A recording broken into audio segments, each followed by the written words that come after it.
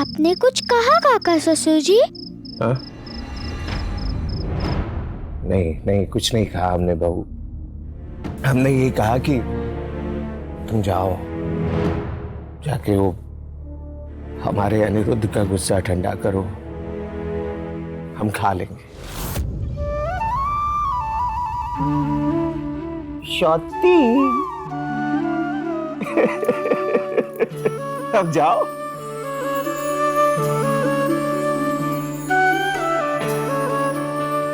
पहले आप खाना शुरू कीजिए। अरे अच्छा ठीक है।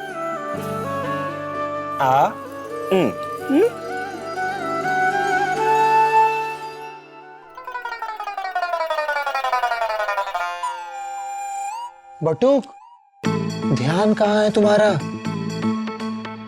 काटो ना बटुक। कल संपूर्णा माँ का बहू भात है। सम की सारी जिम्मेदारी तुम्हारी है, समझ रहे हो? और ये सारे तोहफे मेहमानों के लिए हैं, इन्हें अच्छे से सजाना है, इन्हीं पेपरों से जिन्हें काट रहे हो अब तुम। काटोगे? ठीक है दादा। तो काटिए ना दादा। कर रहा हूँ दादा। हाँ।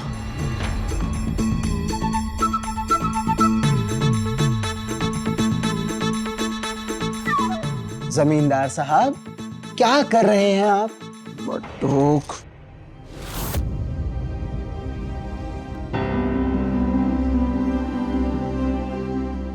मैं थोड़ी मदद कर दूं? थोड़ा क्या बॉडी, आप ही कीजिए सारा काम। मैं तो बहुत थक गया हूँ। और सोमनाथ दादा तो पहले ही पढ़ाई के बहाने से काम से पीछा छोड़ा चुके हैं। एक मिनट। ये सारा काम करने की किसकी जिम्मेदारी थी छोटे जमींदार साहब? जिम्मेदारी मेरी थी, पर अब वो ही करेगी। बटुक,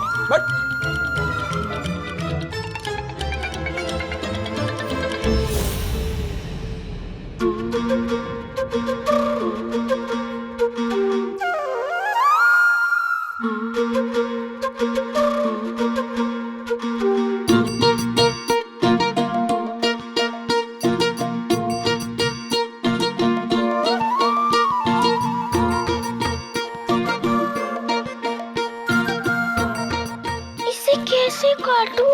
इसे ऐसे काटूं या वैसे काटूं? इसे यहाँ लगाऊं तो सुंदर लगेगा, या यहाँ लगाऊं तो सुंदर लगेगा? अब ये फल तो कम नहीं लग रहे।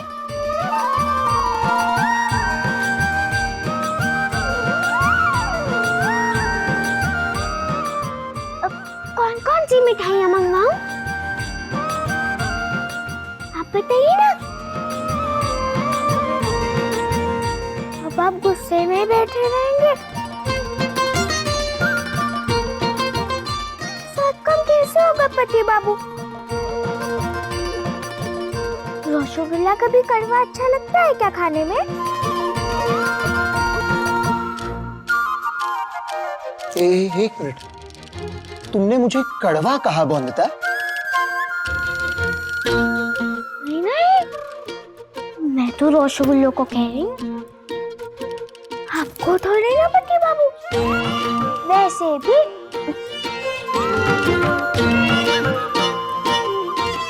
फूली हुई लूचियाँ अच्छी लगती है, मेरे पति बाबू की सूरत नहीं।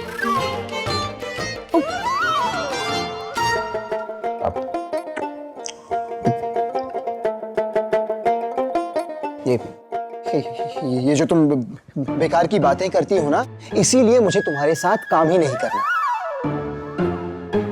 क्योंकि तुम्हारे साथ काम हो ही नहीं पाएगा। ये बेकार की बातें करती रहोगी तुम, समय की बर्बादी होगी बस। तुम जाओ बटुक।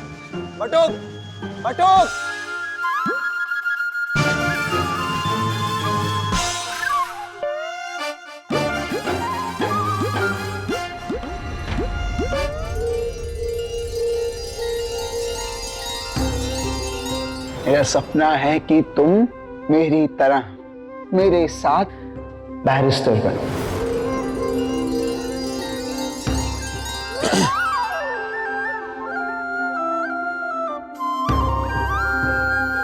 आज यहाँ पे एक नया मुकदमा लड़ा जाएगा जनाब। जनाब, इतनी तानाशाही तो अंग्रेजी सरकारी अदालत में भी नहीं होती है जितनी पति बाबू की कचहरी में चल रही है। जनाब, किसी को अपनी बात रखने का मौका भी नहीं दिया जाता है। ये बात नहीं करूंगा, पर मैं बॉन्दिता रॉय चौधरी पूरा विरोध करती है इस तानाशाही का और प्रार्थना करती हूँ कि मेरे पति बाबू अपना फैसला सुनाने से पहले मेरा पक्ष कहने का मौका दे मुझे। Order order. वैसे बैरिस्टर बॉन्दिता रॉय चौधरी को बता दिया जाए कि उनके कोई तर्क आज काम नहीं करेंगे, पर फिर भी उन्हें अपना पक्ष रखने का मौका दिया जाता है। अदालत की कार्रवाई शुरू की जाए। देख लेना, तर्क से ही तो फर्क पड़ेगा ना मेरी तरह बाबू।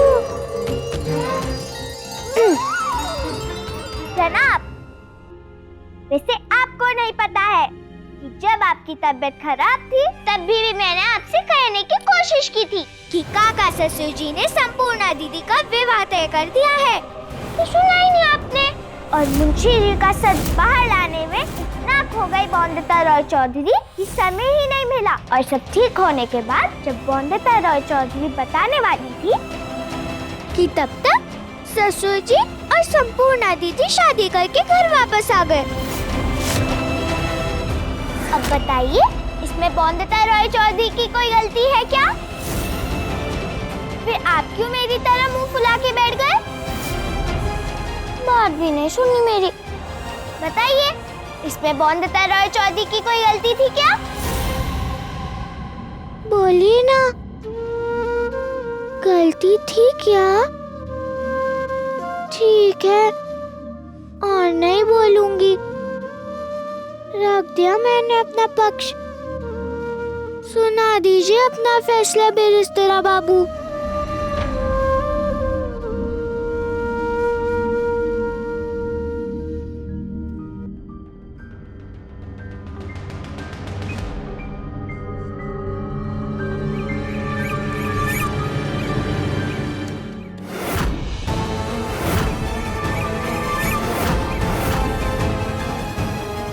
आखिर सब शगुनी विधवा ने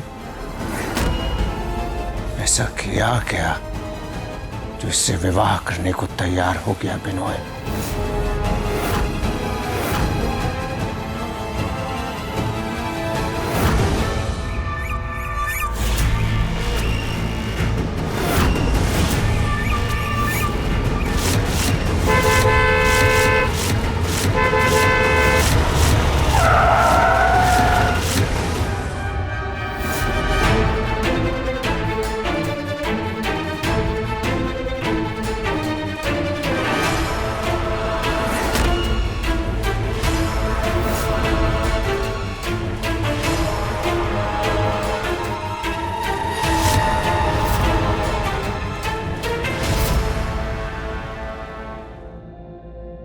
माँ, ये तो सही नहीं कर रही है, झूठ है ये। क्यों कर रही है ऐसा? संपूर्णा, क्या झूठ है? क्या गलत है? दुर्घटना नहीं हुई है क्या? बता। हुई है माँ, पर जिंदा है वो। और बिनोय बाबू को तो यही लग रहा है ना कि उन्हें क्या लगता है इससे मुझे कुछ लेना देना नहीं है। उनको यही लगता है ना कि मौत हुई है, तो लगने देना। देख, जिंदा है ये सच बता के हमें कुछ फायदा होगा? नहीं ना संपूर्णा, तो शांत हो जा। माँ, ये धोखा है, ऐसा मत कर। संपूर्णा, मुझे इससे कुछ फर्क नहीं पड़ता। ये जो कुछ भी मैं कर रही हूँ ना, सिर्फ और सिर्फ तेरे लिए कर रही हूँ। और संपूर्णा, ये सब मैं इसलिए कर रही हूँ ताकि आज के बाद कम से कम एक सूखी जिंदगी तू जिए और जान छूटे तेरी इस नाश बेटी सफेद रंग की साड़ी से। देख संपूर्णा, यही सही मौका है तेरे ऊपर हुए अन्याय और अपमान का बदला लेने का। यही मौका है संपूर्णा वो जमींदार त्रिलोचन रॉय चौधरी को अपना जवाब देने का। क्या चाहता था वो? उस अढेर उम्र की बिहारी से शादी करके तुझे दूर फेंक देंगे, लेकिन अब ऐसा कुछ नहीं होगा। तो उसी हवेली में जाएगी उसकी भाई की बीवी बनकर। रॉय चौधरी हवेली में मालकिन बन के जाएगी तू, और उसी के सामने। क्या चाहता था वो? तुझे नौकरानी बनाना चाहता था ना? अब तू उसी हवेली में रानी बन के जाएगी और सारी जिंदगी मूंग दलेगी उसकी छाती पर। देखना संपूर्णा, यही होगा वो थप्पड़ जो उस त्रिलोचन रॉय चौधरी के चेहरे पे निशान की तरह जिंदगी भर रहेगा।